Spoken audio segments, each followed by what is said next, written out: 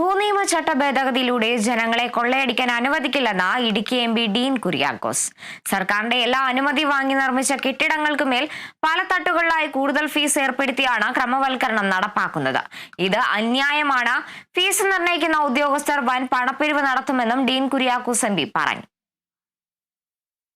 സർക്കാരിന്റെ നിയമം അനുസരിച്ച് കെട്ടിടം നിർമ്മിച്ച സാധാരണക്കാരനെ സംബന്ധിച്ചിടത്തോളം അവനിൽ നിന്നും വീണ്ടും ടാക്സ് ഏർപ്പെടുത്തി അവനെ കൊള്ളയടിക്കാൻ വേണ്ടിയിട്ടുള്ള രക്തമൂറ്റി കുടിക്കുന്ന രക്ഷസുകളെ പോലെ ഇപ്പോൾ ഈ ഗവൺമെന്റ് പരിണമിച്ചിരിക്കുകയാണ്. ഇനി അങ്ങോട്ട് നടക്കാൻ പോകുന്നത് ഉദ്യോഗസ്ഥ കൊള്ളയാണ്. എന്ന് വെച്ചാൽ ഫീസ് ഏർപ്പെടുത്തിക്കൊണ്ടാണല്ലോ ക്രമവൽക്കരണം നടക്കാൻ പോകുന്നത്. ഫീസ് ഏർപ്പെടുത്തുമ്പോൾ ആ ഫീസ് നിശ്ചയിക്കുന്ന ഉദ്യോഗസ്ഥന്മാർ അല്ലെങ്കിൽ ഗവൺമെന്റ്. അങ്ങനെ വലിയ ഉദ്യോഗസ്ഥ കൊള്ള നടത്തി അതിന്റെ പങ്ക് പറ്റാമെന്നാണ് ജില്ലയിലെ CPM നേതാക്കന്മാരും ഇടതുപക്ഷ നേതാക്കന്മാരും കരുതുന്നത് എങ്കിൽ അവരുടേത് വെറും വ്യാമോഹം മാത്രമായിരിക്കും എന്ന് പറയാൻ ഞാൻ ആഗ്രഹിക്കുകയാണ്.